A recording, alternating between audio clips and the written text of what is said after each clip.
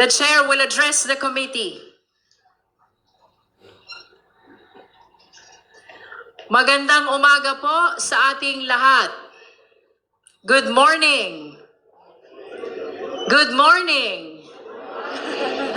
Itutuloy natin ngayon ang pagdinig na ito. But before we move forward, it is important once again that we look back dahil ang bawat hakbang natin ngayon ay nakatayo sa mga ebidensyang nailatag na sa mga nakaraang pagdinig. Noong April 22, matatandaan na marami tayong mga resource persons. Ang Ombudsman, ang Anti-Money Laundering Council or AMLC, ang Securities and Exchange Commission or SEC, at ang Bureau of Internal Revenue o BIR. Sa pagdinig na yon, we entered what we describe as the territory of forensic truth, kung saan hindi opinyon ang nangingibabaw, hindi haka-haka, kundi opisyal na record. Mga record na punong-puno ng numero. At ang mga numerong iyon ay nagsalita. Tatlong bagay ang malinaw na lumitaw. Una, ang mga salin na walang cash o cash deposits. We began with the Office of the Ombudsman, which confirmed the Vice President's submission of salins. Ito yung tinatawag natin na Statement of Assets, Liabilities, and Net Worth. Kapansin-pansin na mula 2016 hanggang 2024, tumaas ang net worth ng Vice Presidente mula 34 million patungong 88 million. Ngunit kapansin-pansin din na mula 2019, zero cash o cash deposits ang idineklara. Wala kahit 5. Kaya hindi maiwasan ni Congressman Joel Chua na magsabi, di wow. Wala daw cash o cash deposit. Tama po ang dinig ninyo. Walang cash sa bulsa o kahit sa bangko. Kung biro man ito, hindi ito nakakatawa. Dahil kung walang cash o cash deposit, ang tanong, paano umikot ang pera? At kung walang laman ang bangko, paano lumaki ang yaman? At paano nakapag-deposit si Congressman Percy Sendanya sa isang bank account na nakapangalan sa Vice Presidente? At ibig ba nitong sabihin ay ang Vice Presidente ang kaisa-isang opisyal sa buong Pilipinas na walang land bank account? At iyan ang mga tanong na iniwan ng SALN. Pangalawa, ang AMLC at ang bilyon-bilyong galaw ng pera. Sumunod na nagpahayag ang AMLAC, isang ahensyang walang kinikilingan, isang ahensyang sumusunod sa datos. At sa pagtatanong ni Congressman Terry Ridon, Nakita natin na ang datos ay malinaw. Kinumpirma ng AMLAC ang mahigit 630 covered transactions at 33 suspicious transactions na nagkakahalaga ng kabuuang 6.7 billion pesos. Siguro, magandang isipin kung gaano kalaki ang halagang ito. Mahigit 6 na bilyong piso. Kapag ang SALN ay nagsabing zero cash o cash deposit, pero ang AMLAC ay nagsabing 6.7 billion, hindi na ito simpleng discrepancy lamang. O kahit ang basehan natin ay ang net worth na 88 million, napakalayo pa rin nito sa bilyon-bilyong transaksyon na nakita ng AMLAC. Ito na ang tinatawag ni Congressman Chel Jokno na smoking gun. Pangatlo, ang mga paratang ni dating Senator Sonny Trillanes na nakumpirma. 10 taon, ganyan katagal ang hinintay ni Senator Trillanes.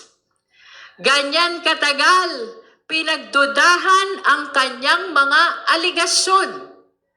Mga aligasyong patungkol sa mga bilyon-bilyong piso na pumasok sa mga account ng mga Duterte. Ngunit noong April 22, ang mga ito ay hinarap at nakumpirma. Pumili ng mga transaksyon at lahat ng ito ay kinumpirma. 18 out of 18. 18 sa 18. Pero, nang bininang muli, mali pala. Dahil ang totoo, 19 out of 19 ang confirmed transactions. Hindi ito tsamba. Hindi ito coincidence. Ito ay kumpirmasyon. Dati, parang chismis lang. Ngayon, may official record na. At nang mag-match ang mga paratang ni Senator Trillanes at ang official record, lalo pang luminaw ang katotohanan. Sa madaling salita, SALN, AMLC report, at ang paliwanag ni Senator Trillanes, iisang direksyon ang tinuturo. At gaya ng sinabi ni Deputy Speaker J.J. Suarez, hindi talaga tumutugma ang kwento sa kwenta. At sa puntong yon, mabigat ang binitiwang tanong ni Congressman Benny Abante. Sinasabi nyo, simpleng buhay? Pero paano naging simple kung milyon-milyon ang payout? Dito sa milyon-milyong payout, may mga pangalan na nabanggit. Mga pangalang hindi basta-basta makakalimutan. Names like Michael Yang and Sammy Uy. These are not ordinary names. Lalo na dahil napakalaking pera ang pinag-uusapan. At base sa pahayag ni Senator Trillanes, merong pahiwatig na isang pattern. isang sistema. At dahil dito, dapat magkaroon pa ng mas malalim pa na investigasyon. Kailangang tukuyin ang buong lawak ng network na ito. Kung sino ang sangkot, paano gumalaw ang pera, saan ito nagmula. Hindi ito pwedeng baliwalain. This warrants a separate, focused, and full-scale investigation. In this light, we humbly invite the attention of the AMLC, the NBI, the DOJ, and the Ombudsman. At pagkatapos ng diskusyon patungkol sa SALN, sa AMLC report, at sa pahayag ni Senator Trillanes, tumuloy tayo sa ibang ebidensya. We also examine corporate records through the SEC. At ang bumuluga sa atin ay isang malinaw na palaisipan. Nakita natin na may kumpanyang nabanggit sa SALN na hindi naman kinikilala ang Vice Presidente bilang stockholder. Napaisip tuloy tayo na baka ang mga pangalang nakalista ay mga anino o dami lamang. Mayroon namang isang kumpanya na nagmamalaki ng gross income, daang-daang milyon. Ngunit ang profit margin ay tila nakapagtataka, less than 1%. Habang ang ibang kumpanya naman ay wala talagang kita at puro net losses. Sa gitna ng pagtatanong ni Congressman Lordan Suwan, nakita natin na mayroon ding isang kumpanya kung saan aktibo ang Vice Presidente bilang stockholder at board member. Kaya bumabalik ang tanong, maaari ba na maging aktibo sa negosyo ang isang nakaupong Vice Presidente? Maaari ba na maging public servant sa umaga at negosyante sa gabi? At pagkatapos ng mga usaping ito, dumako tayo sa kahon. Isang selyadong kahon mula sa BIR. Punong-puno ng ebidensya. Ngunit nananatiling sarado, nananatiling selyado. Nandyan daw ang mga report ng Vice Presidente sa kanyang mga kinita sa mahabang panahon. Ibig sabihin, kung hindi may paliwanag ang bilyong-bilyong transaksyon na nakita ng AMLC, nasa loob kaya ng kahon na iyan ang paliwanag? Marahil ay pwedeng pag-isipan kung ang SALN ay nagsasabing walang cash at cash deposit at 88 million ang laman ng kabuang net worth. Paano ito itatapat sa report ng AMLC na nagpapakita ng mga transaksyon na umaabot sa bilyon-bilyong piso? At kung ang negosyo ay lugi ayon sa SEC at ang sahod bilang Vice Mayor, Mayor at Vice Presidente ay hindi naman aabot sa 100 milyon, saan? Saan ang galing ang bilyon-bilyong transaksyon?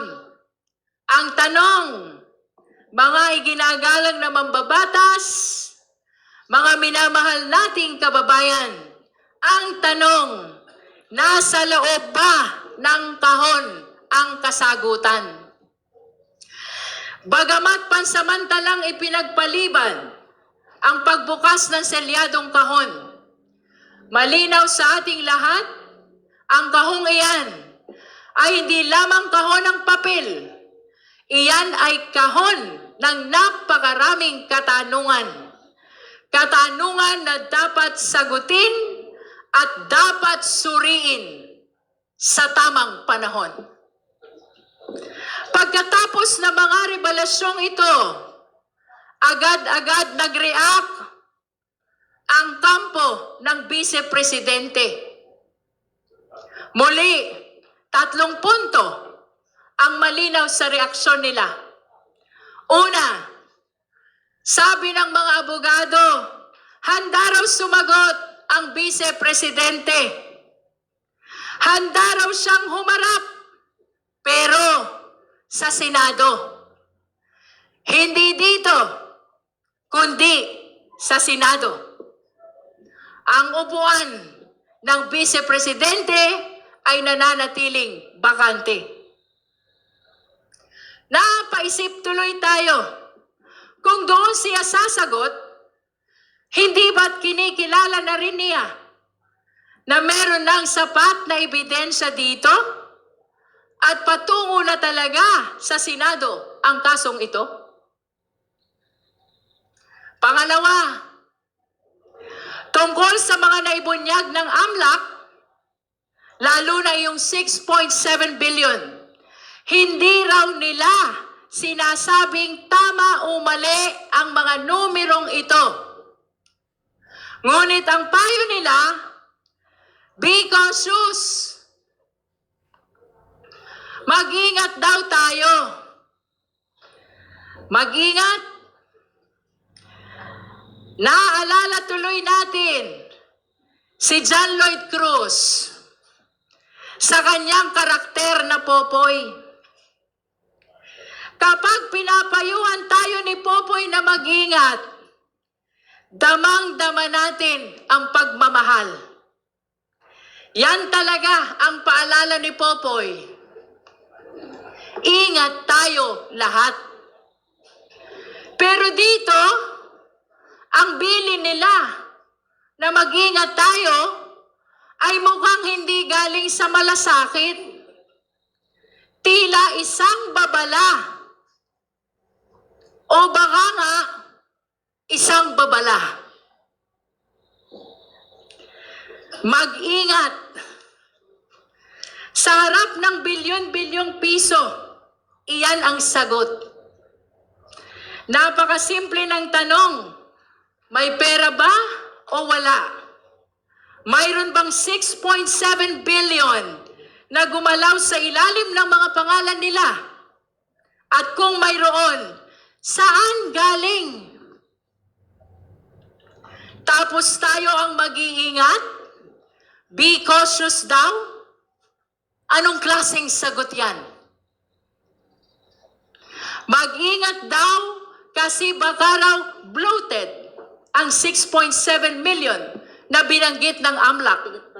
At baka paikot-ikot lamang ang pera kaya lumaki ng ganito.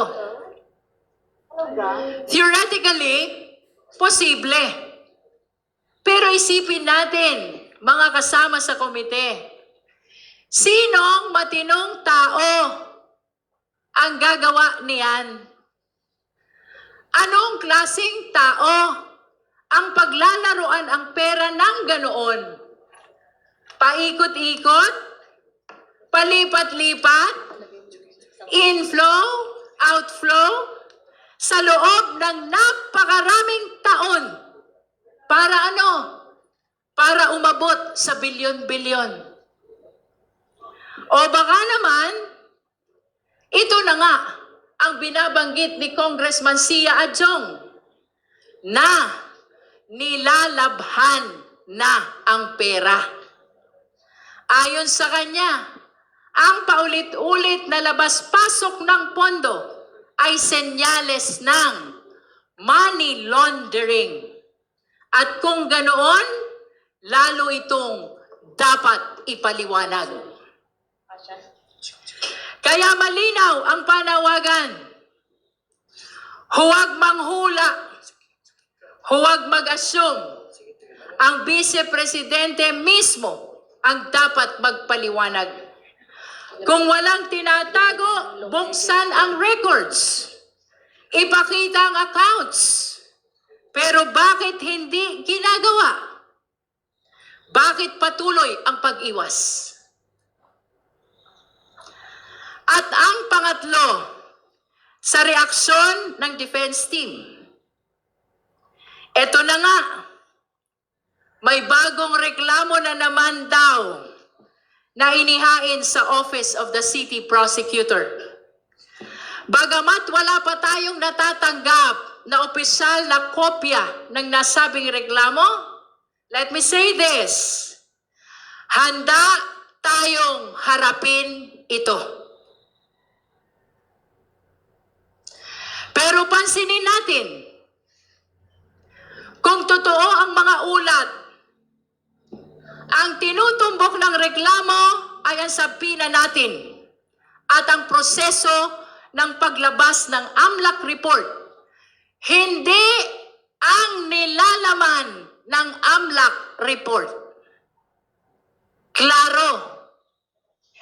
Hindi itinatanggi ang mga bilyones na nabanggit sa AMLAC report. At tila inaamin na may bilyon-bilyon talagang tinatago. At ang tanging reklamo lamang, bakit ninyo kami binulabog? Magreklamo na sila hanggat gusto nila. Ngunit hindi nito mababago ang isang simpleng katotohanan. Ang konstitusyon ang pinakamataas na batas. At ayon sa konstitusyon, lahat ng opisyal ay dapat may pananagutan sa taong bayan sa lahat ng oras. Anumang limitasyon na nilikha ng ordinaryong batas kasama ng Bank Secrecy Law ay hindi maaaring manaig laban sa mandato ng konstitusyon para sa public accountability. At tayo sa komiting ito, ang boses ng utos na iyan. Kaya nga, pwede tayo mag-issue ng nararapat na sabina at lalo na sa kaso ng impeachment, pwede nating hingiin ang report ng Anti-Money Laundering Council. Mga kagalang-galang na mambabatas, mga minamahal na kababayan, dagdagan pa natin ito and listen to this.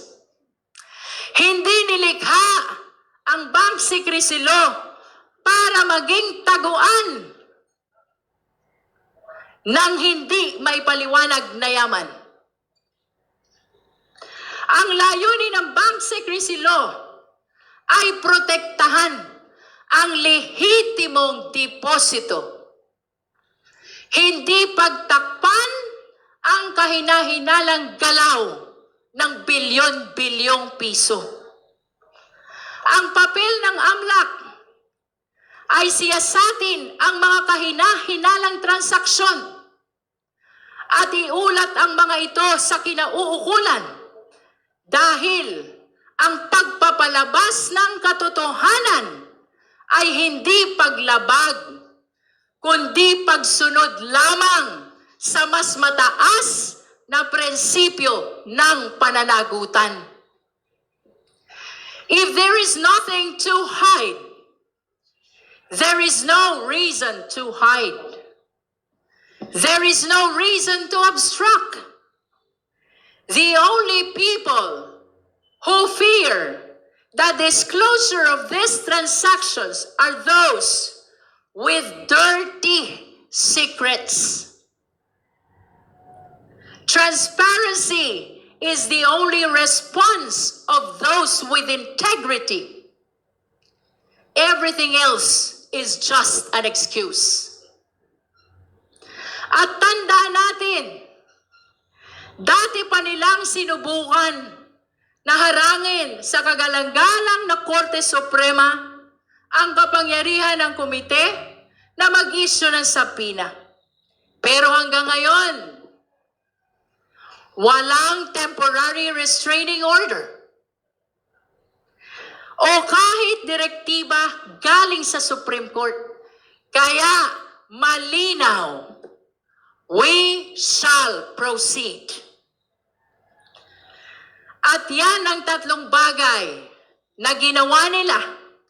Una, nagdeklara sila na handa silang sumagot sa Senado. Pangalawa, sinabihan tayo na mag-ingat daw tayo. At pangatlo, ang pag-file ng panibagong reklamo laban sa atin. At ngayon, narito na tayo sa puntong ito. April 29, itutuloy natin ang pagdinig. Kung ang nakaraan ay tungkol sa numero, ang pagdinig ngayon tungkol sa pagkatao. Hindi lamang kung saan napunta ang pera, kundi sino ang may hawak nito. Hindi lamang transaksyon, kundi ang intensyon. Today, this committee will therefore continue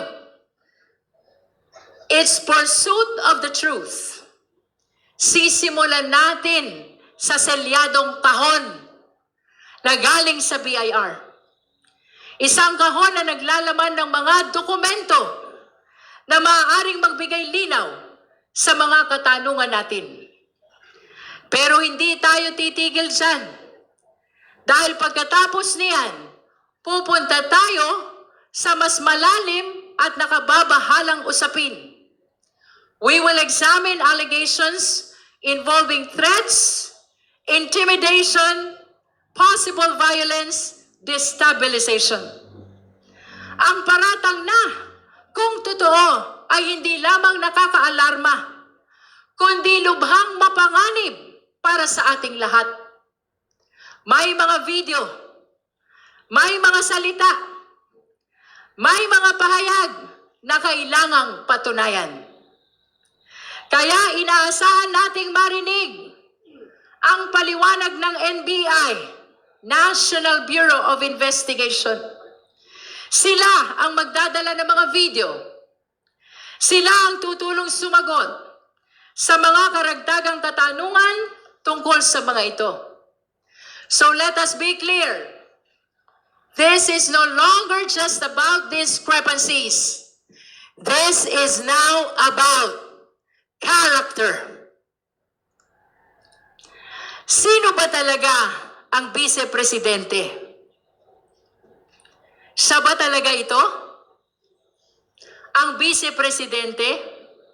Ang ikalawang pinakamataas na opisyal ng Republika ng Pilipinas na malinaw na nagbanta sa buhay ng presidente, na nag-utos na patayin ang presidente.